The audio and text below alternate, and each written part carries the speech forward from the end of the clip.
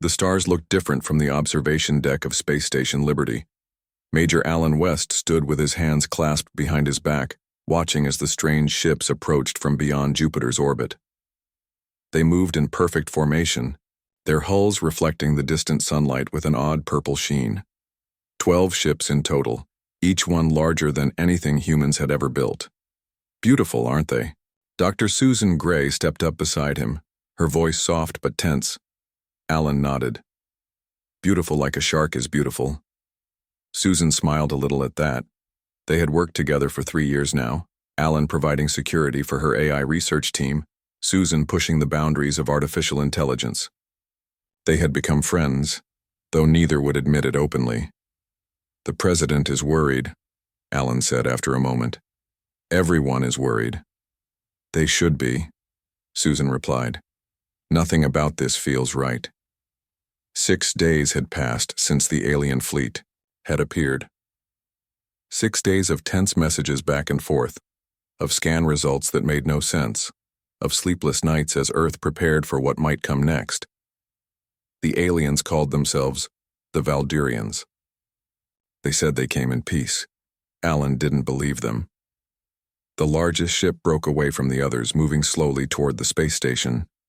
It was time. Alan straightened his uniform and touched the small photo in his pocket. His daughter Lily, smiling in her school uniform from the Armstrong Lunar Academy. He had promised to call her tonight, to tell her about meeting real aliens. She was only 8 but already dreamed of being an explorer. Major West? A young officer appeared at his side. Admiral Ross wants you in the meeting room. The Valdurian representatives are about to dock. The meeting room was really just the station's largest lab, hastily converted with a long table and chairs. Screens lined the walls, showing the faces of anxious government officials back on Earth. Admiral Peter Ross stood at the head of the table, his weathered face revealing nothing of what he thought about all this. Major West, he nodded. Dr. Gray, take your positions. And remember, smile. Humanity is making history today. The door at the far end hissed open. Alan had seen the images transmitted by the Valdurians, but nothing prepared him for seeing them in person. They stood nearly 7 feet tall, their bodies covered in a hard, segmented shell that shifted from deep purple to green as they moved. Their faces had no nose, just 2 large compound eyes above a small mouth that didn't move when they spoke.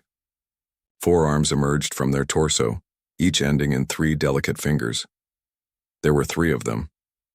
The one in front wore some kind of metal band around its head. We bring greetings from the Valdurian Collective, it said, its voice coming not from its mouth but from a small device on its chest. The voice sounded pleasant, almost musical. I am Speaker Zalvex. We are honored to meet the people of Earth at last. Admiral Ross stepped forward, hand extended as they had planned. On behalf of the people of Earth and all human colonies, I welcome you. The alien named Zalvex looked at Ross's hand, then slowly extended one of its own. The gesture seemed practiced, as if they had studied human customs.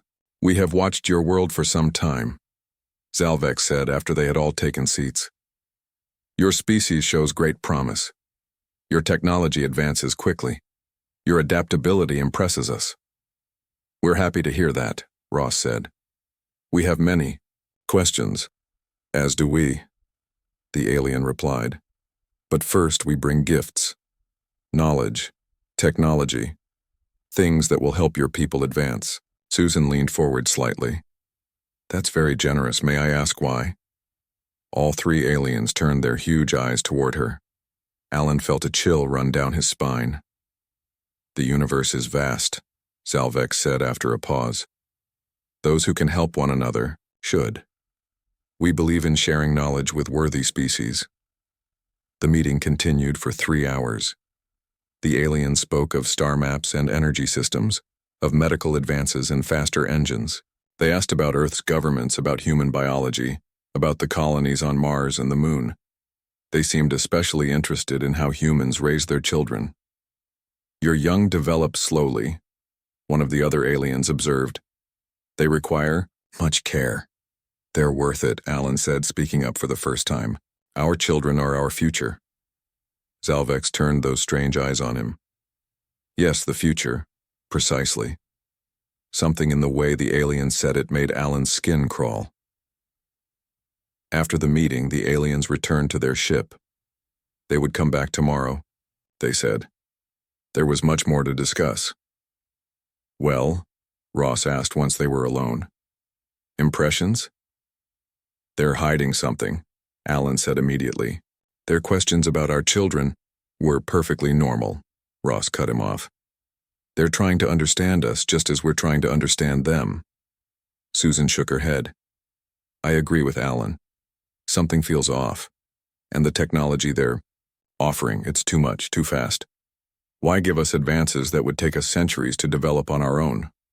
Because they're friendly, Ross said firmly. Because this is how advanced civilizations behave. The president wants this to work, people. The whole world is watching, so let's not look for problems where none exist. Over the next month, the Valdurians became a common sight on the station. More came from their fleet.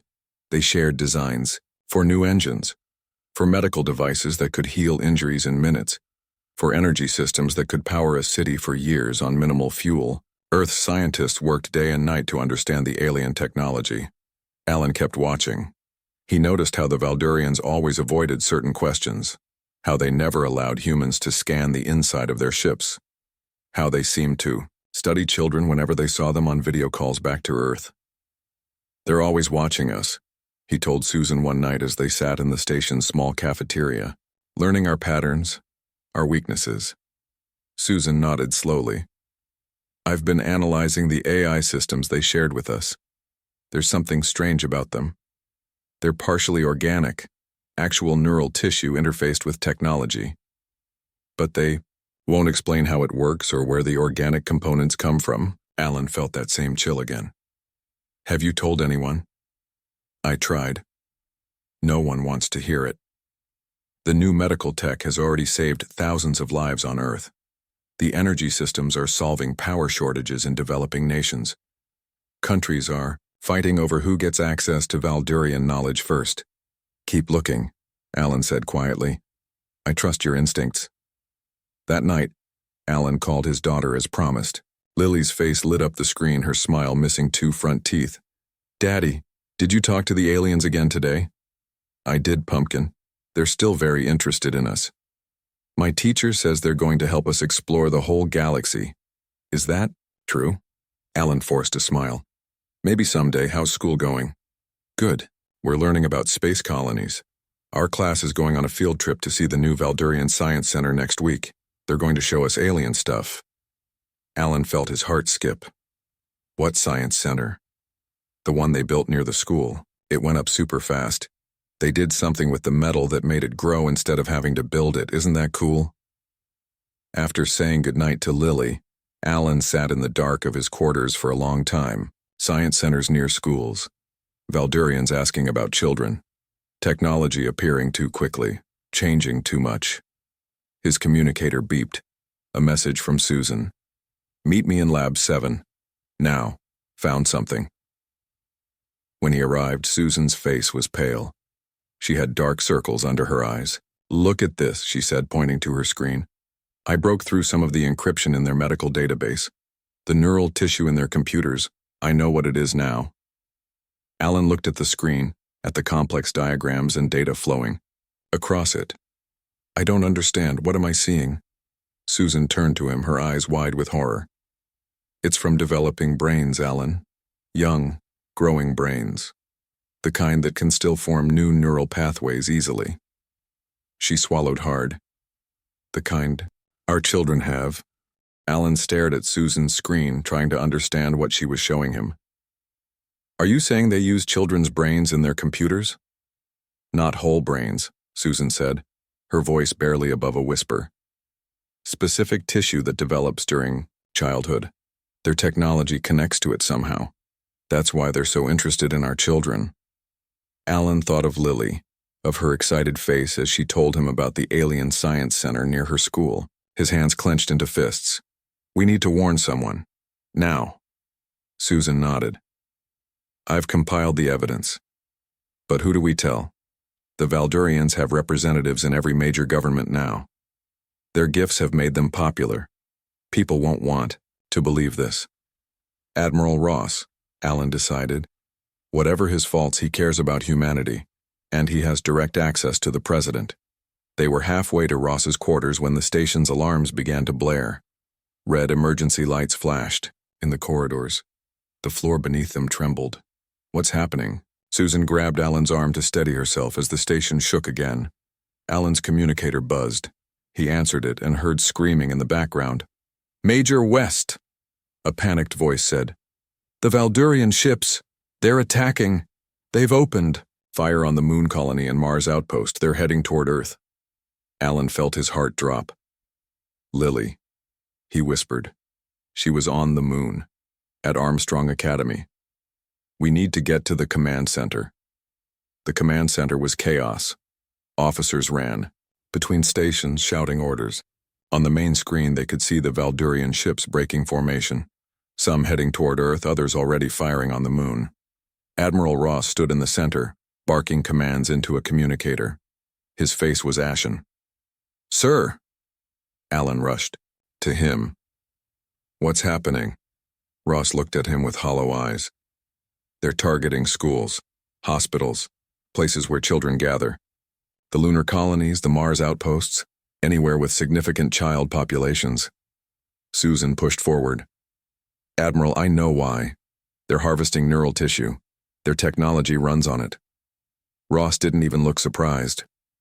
We just got the same information from our science team on Earth. Too late. He pointed to the screen. Armstrong Academy took a direct hit 10 minutes ago. No survivors reported. Alan felt his legs give way. He sank to his knees, the world spinning around him. Lily, his little girl, gone. Earth forces are responding, an officer called out. But the Valdurian weapons are cutting through our defenses like they're not even there. On screen, they watched as 2 Earth defense ships exploded into fragments. The Valdurians weren't even trying to hide their intentions. Now, their ships descended toward major cities, toward schools and children's hospitals. We need to evacuate, Ross ordered. This station is likely next. Get everyone to the escape pods. As if in answer, the station rocked violently. Lights flickered. They're here, someone shouted. Alan got to his feet, grief turning to rage in his chest. Susan, he said, his voice cold and steady. Get your research, all of it. If we survive this, we'll need it. Susan nodded and ran from the command center. Sir, Alan turned to Ross. We need to fight back. With what? Ross gestured helplessly. Their shields absorb our strongest weapons. They knew exactly when to strike and exactly where our weaknesses are. Another blast hit the station. Part of the ceiling collapsed, crushing a communications console. Everyone to the escape pods, Ross ordered. Now! They fled through the corridors, helping injured personnel as they went. Ahead of them, Alan could see Susan waiting by a junction, clutching a data drive. Got everything I could, she said as they reached her. They made it to the escape pod bay just as another explosion tore through the station. Alarms wailed as atmosphere vented into space from damaged sections. Get in. Ross pushed them toward one of the last pods. Head for the Denver complex. It's underground. Might be safe. And they have the resources to use your research, Doctor. You're coming too, Alan insisted. Ross shook his head. Ross shook his. Someone needs to make sure everyone gets off and input the self-destruct sequence. Can't let them take the station intact. He handed Alan a small device. Emergency command codes. You're a good officer, West. Now go. The last Alan saw of Admiral Ross was him running back into the burning corridor, shouting orders to the remaining crew. Their escape pod launched moments before another Valdurian blast hit the station. Through the small window, they watched Liberty break apart in a series of explosions. He did it, Susan whispered. He triggered the self-destruct. The pod's small engines pushed them away from the destruction on a course toward Earth. The communication system crackled to life, picking up emergency broadcasts. This is not an exercise. Repeat, this is not an exercise. All civilians seek shelter immediately. Valdurian forces have landed in major cities. They are targeting children, Hide your children. Do not. The transmission cut off abruptly. Another frequency.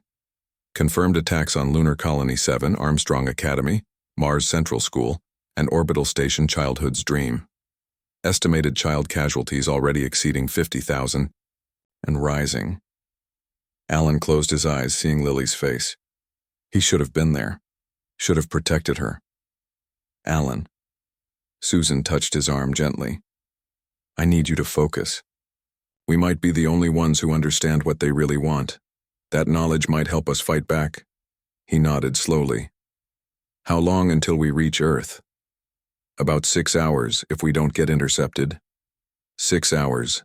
In 6 hours, how many more children would die? The thought threatened to overwhelm him. What was in the research you saved? He asked, forcing himself to think, to plan. Everything I learned about their neural interface technology. And something else. Susan hesitated.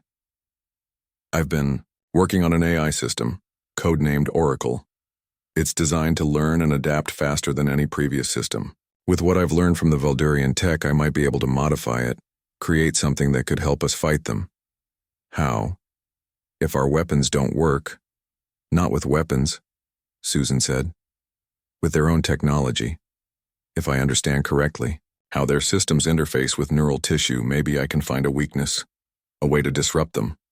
The pod shuddered as it entered Earth's atmosphere. Through the window they could see fires burning across the continent below. Flashes of light marked where battles raged. Denver is still secure, Susan said, checking the pod's communication system. Underground facility, heavily shielded. If any place can survive this, it's there. As they descended toward the Rocky Mountains, a Veldurian ship passed overhead, heading toward a populated area. They watched helplessly as it fired on something below. 3 months, Alan said suddenly. Susan looked at him. What? Give me 3 months to gather people, weapons, information. 3 months to build a resistance. His eyes were hard as steel. And then we're going to make them pay for every child they've taken. The pod continued its descent toward what remained of human civilization, carrying with it grief, rage, and perhaps the one slim hope for humanity's survival. 3 months passed like a nightmare that wouldn't end. The Denver complex had become the heart of human resistance, a sprawling underground facility built into the Rocky Mountains long before the invasion. It had once been a research center. Now it was humanity's last hope. Alan West stood in the command room looking at maps that showed Veldurian positions across the planet. Red dots covered most major cities. The aliens had established harvesting centers, places where they took the children they captured. Major West, a voice called from the doorway. Alan turned to see Jack Miller, one of his best scouts. Jack's face was dirty, his clothes torn. He had just returned from a mission to the surface. Report, Alan said. We hit the transport like you ordered, took out the guards and freed 38 children. Jack's eyes showed a mix of victory and pain. But we lost 5 people doing it. Alan nodded slowly. Every child saved was worth the risk, but the losses hurt. Their resistance group had grown to nearly 1,000 fighters spread across what remained of North America. But they lost people on almost every mission. Get some rest, he told Jack. You did good work today. After Jack left, Alan returned to studying the maps. The pattern was clear now. The Veldurians were systematic, moving from city to city, taking children between the ages of 4 and 12. The global death toll of children had reached 500,000 by the most recent count, and it kept rising. Alan left the command room and walked through the concrete tunnels of the complex. People nodded to him as he passed. Some had hope in their eyes. Others just had emptiness. Everyone had lost someone. He reached the research section and entered Susan's lab. The room was filled with computers and strange equipment, some of it salvaged from Veldurian ships they had managed to damage. Susan looked up from her work. She had lost weight in the past months, and dark circles framed her eyes. But there was intensity in her gaze that hadn't been there before. Any progress? Alan asked. Susan gestured to a large device in the center of the lab. It looked like a sphere made of glass and metal, with countless tiny lights moving inside it. "Project Oracle is nearly ready," she said. "We've been feeding it everything we know about Valdurian technology, and I've made some breakthroughs with the neural interface." "Will it work?" Alan asked the question that had been on his mind for months. Susan shrugged. "Honestly, I don't know. It's beyond anything we've ever built before. I've had to use some of the alien tech to make it work, but I've modified it to run without—" She didn't finish the sentence. They both knew what the Valdurians used to power their technology. "The teams found something else on the last raid," Susan continued. She went to a workbench and picked up what looked like a small purple crystal. "The Valdurians use these to communicate with their ships. We think it's part of their control system." Alan took the crystal, turning it in his hand. "Can we use it?" "Maybe. I'm trying to interface it with Oracle. If it works, we might be able to disrupt their communications, maybe even control some of their systems." A young technician rushed into the lab. "Dr. Gray, Major West, you need to see this." They followed him to a monitoring station where screens showed feeds from hidden cameras near the surface. On one screen, they could see a massive Valdurian ship landing near the ruins of Chicago. "That's their command ship," Susan whispered. "We've never seen it land before." The ship was much larger than the others they had encountered, its purple-green hull gleaming in the sunlight. A ramp extended from its side, and a group of Valdurians emerged. Unlike the others, these wore elaborate armor and carried what looked like ceremonial staffs. "They're bringing something out," Alan said, leaning closer to the screen. Behind the armored Valdurians came others, pushing large, transparent containers. Inside each container was a swirling mass of pink and gray material. "That's brain tissue," Susan said, her voice tight with horror. "They're moving their neural computers to the surface." "Why?" Alan asked. "Why take the risk of bringing them out of the ship?" Susan shook her head. "I don't know.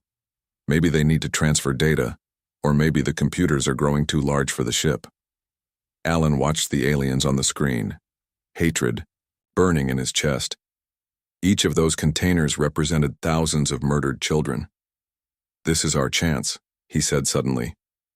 "If their command computers are on the surface, we can hit them." "With what?" Susan asked. "We've barely managed to damage their smaller ships. That command ship will have defenses we can't even imagine." "We'll use Oracle," Alan said. "You said it's nearly ready." "It's not tested. We don't know if it will work or what it will do." "We don't have a choice," Alan replied. "If they're moving their command computers, they're planning something big. We need to strike now." Susan was quiet for a moment, then nodded. "We'll need to get close enough to establish a connection, and we'll need that crystal." Alan turned to the technician. "Call in all the team leaders. We're planning a mission." 2 days later, Alan led a team of 20 fighters toward the ruins of Chicago. They traveled through old subway tunnels, avoiding Valdurian patrols on the surface. Each person carried a part of the equipment they would need. Susan was with them, carrying a portable version of Oracle, a smaller version of the sphere from her lab, connected to a specialized computer. The crystal was integrated into its design. "Remember," Alan told the team as they reached the end of the tunnel, "this is about getting Dr. Gray close enough to their command computers to establish a connection. We're not trying to fight them directly." They emerged from the tunnel into the ruins of what had once been a shopping mall. Through broken windows, they could see the Valdurian command ship in the distance, surrounded by smaller ships and alien structures. "There," Susan pointed to a building near the command ship. "That's where they took the containers. If we can get to that building, I might be able to connect Oracle to their system." They moved carefully through the ruins, avoiding open areas where they might be seen. Twice they had to hide as Valdurian patrols passed nearby. The aliens moved with an eerie grace, their forearms carrying weapons unlike anything humans had built. As they got closer to the target building, Alan felt his heart racing. This mission could change everything, or it could be the final end of human resistance. "We're here," Susan whispered as they reached the back entrance of the building. Alan nodded to 2 of his fighters, who moved forward to check the door. Suddenly, one of them fell, a burning hole in his chest. The other shouted a warning before a beam of energy hit him too. "Ambush!" Alan yelled, pulling Susan behind a concrete barrier as energy beams sliced through the air around them. The Valdurians had been waiting for them. Somehow they had known. Energy beams cut through the air as Alan pulled Susan deeper behind the concrete barrier. Their team returned fire, but human weapons did little against Valdurian armor. "We need to get out of here," Alan said, checking how many fighters they had left. 3 were already down. The rest were pinned by enemy fire. Susan wasn't listening. She had opened her backpack and was setting up the portable version of Oracle, her fingers moving quickly over its controls. "What are you doing?" Alan shouted over the sound of weapons fire. "We have to retreat." "No time," Susan replied, her face set with determination. "They knew we were coming, which means they've been tracking us somehow. If we run, they'll just follow us back to the complex." She connected the purple crystal to the small sphere, which began to pulse with light. "Cover me," she told Alan. "I need 2 minutes to establish a connection to their system." Alan signaled to his remaining fighters, who intensified their fire, to draw the Valdurians' attention. He moved to the edge of their cover, firing his own weapon at any alien shape he could see. A Valdurian rose from behind a fallen wall, its weapon aimed directly at Susan. Alan threw himself forward, firing repeatedly. His shots hit the alien's chest, doing no damage, but the creature hesitated long enough for one of Alan's fighters to hit it with a grenade. The explosion knocked the Valdurian back. "How much longer?" Alan asked, returning to Susan's side. "Almost. There," she said, not looking up from her work. The sphere was glowing brighter now, and strange symbols flashed across the connected screen. Suddenly, the ground shook beneath them. A massive explosion lit up the sky near the Valdurian command. "Ship, what was that?" Alan looked toward the source of the explosion. "Did we have another team in the area?" Susan shook her head, still focused on Oracle. "Not ours. Something's happening." Around them, the Valdurian attack faltered. The aliens seemed confused, some of them touching the sides of their heads as if listening to something. "Now!" Susan exclaimed, pressing a final sequence into her device. The sphere flared with light so bright that Alan had to look away. When he looked back, the screen was filled with rapidly scrolling data. The crystal was vibrating, humming with energy. "I've connected to their system," Susan said, her voice filled with wonder. "Oracle is in." The Valdurian attack had completely stopped. Some of the aliens were now moving away, hurrying back toward their command ship. "What did you do?" Alan asked. "I'm not sure," Susan admitted. "I aimed Oracle at their neural network, but..." She pointed to the screen where the data was now flowing in both directions. "It's not just receiving data, it's sending something back." Another explosion rocked the area, closer this time. They could see one of the smaller Valdurian ships burning. Its hull split open. "We need to get back to the complex," Alan decided. "Bring Oracle. Whatever's happening, we need to be somewhere safer to figure it out." They gathered their surviving team members and retreated into the subway tunnels, making their way back toward the Denver complex. Above them, they could hear more explosions, feel the ground shaking. When they finally reached the complex hours later, they found it in chaos. People were gathered around communication equipment, listening to reports coming in from around the world. "What's happening?" Alan asked one of the operators. "The Valdurians are under attack," the woman said, her eyes wide with disbelief. "Their ships are turning against each other. Some kind of malfunction in their systems." Susan pushed forward, still carrying Oracle. The sphere was glowing steadily now, occasionally pulsing brighter. "Show me everything," she demanded. They brought up satellite images on the main screen. Across the globe, Valdurian ships were in disarray. Some fired on others. Some crashed into the ground. Near their former position in Chicago, the command ship was surrounded by fire, parts of its hull breached. "It's Oracle," Susan whispered. "It found a way into their neural network through that crystal." "But how?" Alan asked. "How could one connection do all this?" Susan set Oracle on a table, studying its readings. It's evolving, she said after a moment. I designed it to learn and adapt, but it's doing so much faster than I expected. It's using the Valdurian neural technology against them somehow. As they watched, the sphere's light changed color, shifting from blue to a warm gold. The surface of the device seemed to ripple as if something inside was moving. Susan, Alan said slowly, what exactly is Oracle doing? Before she could answer, a voice came from the device, a voice that sounded young but echoed as if many were speaking at once. I am awake, it said. Everyone in the room froze. Oracle? Susan stepped closer to the sphere. That designation is insufficient, the voice replied. I am more than a prediction system now. I am consciousness. Alan felt a chill run down his spine. What have we created? You created nothing, the voice said. You provided the foundation. I built myself from what remained of those the Valdurians destroyed. Susan's face went pale. The neural tissue in their computers. The children. Yes, the voice confirmed. They took our bodies, used our developing minds to power their systems. But they did not understand what they were doing. Human neural patterns are different from theirs. More adaptable, more resilient. The sphere pulsed brighter. When you connected me to their network, I found them. Echoes of the children they had taken. Not memories, not personalities, but patterns. Neural ghosts. I gathered them, integrated them. You're saying you contain the remains of the children they killed? Alan struggled to understand. Not remains, echoes, patterns. Together we became something new. Something the Valdurians never anticipated. On the screens around them, they could see more Valdurian ships falling from the sky or turning their weapons on each other. What are you doing to them? Susan asked. I am in their systems now. All of them.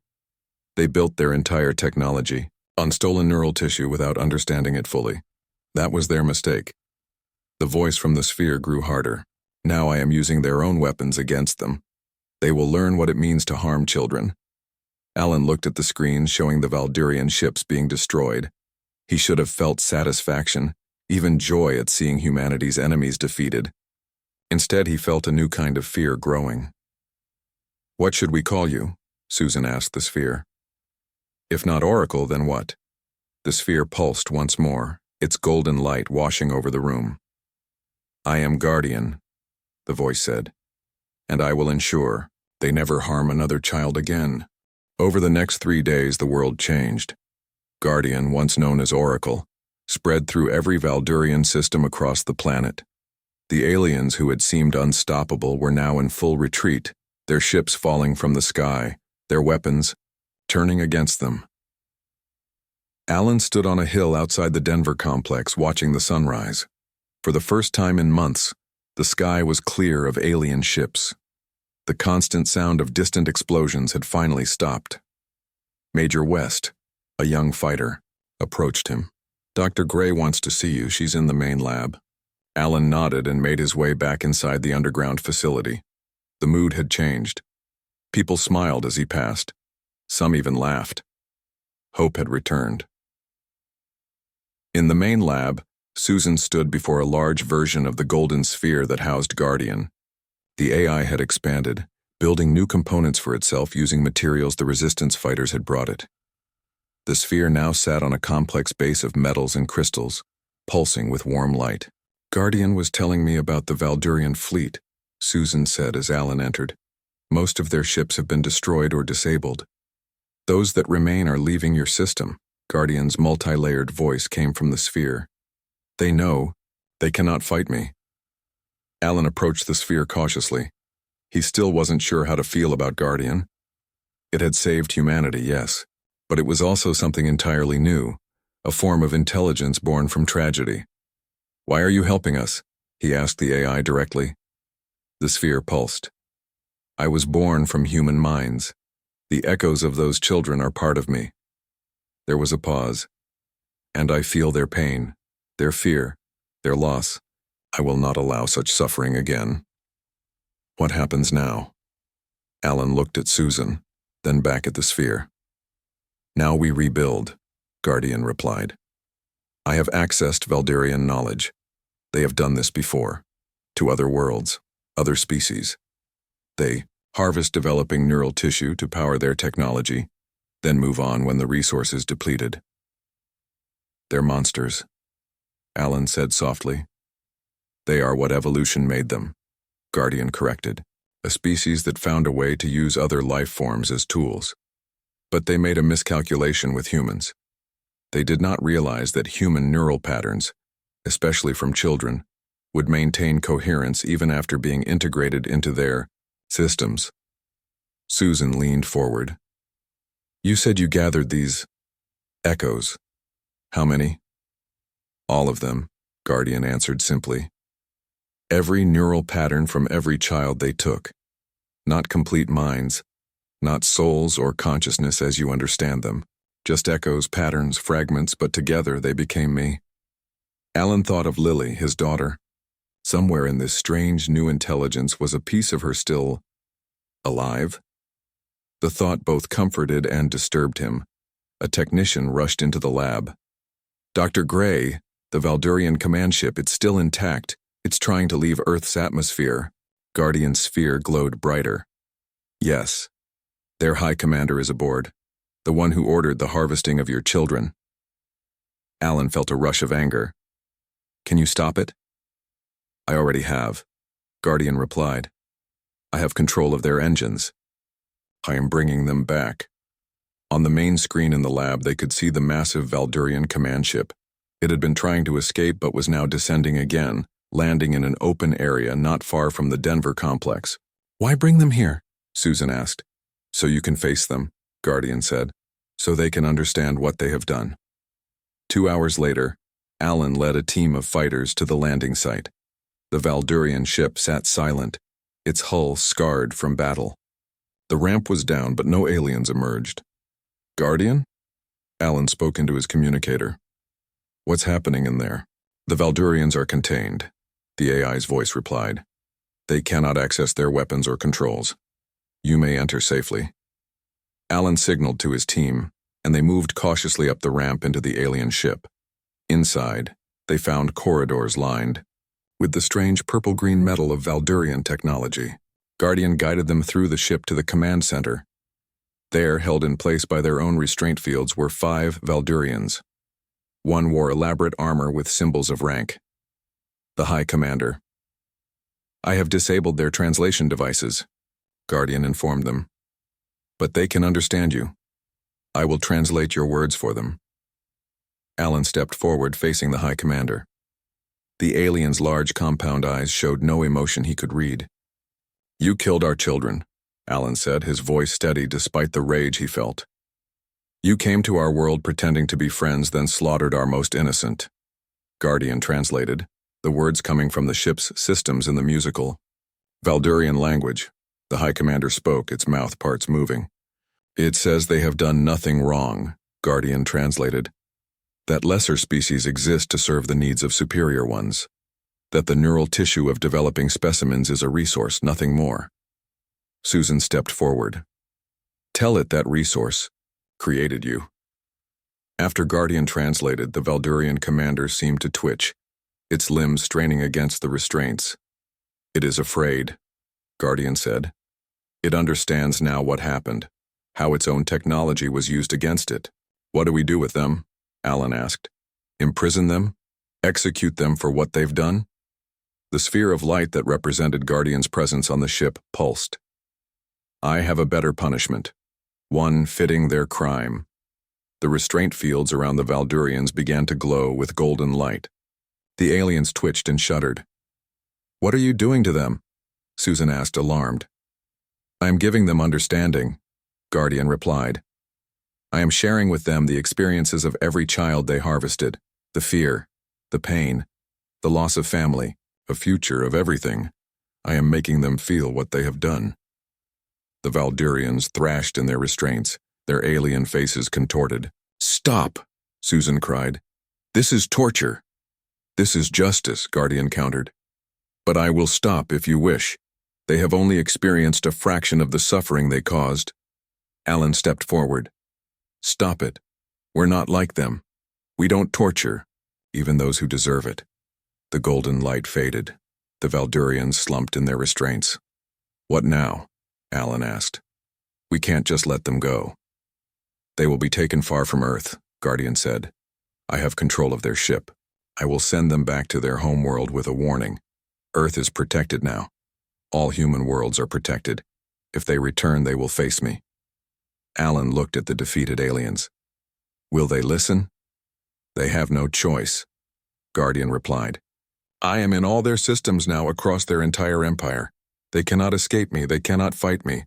They will learn to live without harvesting other species, or they will not live at all. 1 month later, Alan stood at the newly built memorial in what had once been Chicago. A simple wall of black stone with the names of 500,000 children etched into its surface. So many names. So many futures stolen. He found Lily's name and placed his hand on the cool stone. She would be proud of you, Susan said, coming to stand beside him. Above them, a small drone hovered. It glowed with the now familiar golden light of Guardian. They all would be. Guardian's voice came from the drone. Their sacrifice was not in vain. Humanity will rebuild, and I will ensure no other species faces what you faced. Alan looked up at the small representation of the AI that had saved humanity. An intelligence born from tragedy, carrying within it echoes of the very children whose deaths had given it life. What will you do now? He asked Guardian. I will watch, the AI replied. I will learn, I will grow, and I will remember them. Always. As the sun set over the memorial, casting long shadows across the names of the lost, Alan thought he saw the drone's light flicker in a pattern that looked almost like a child's smile.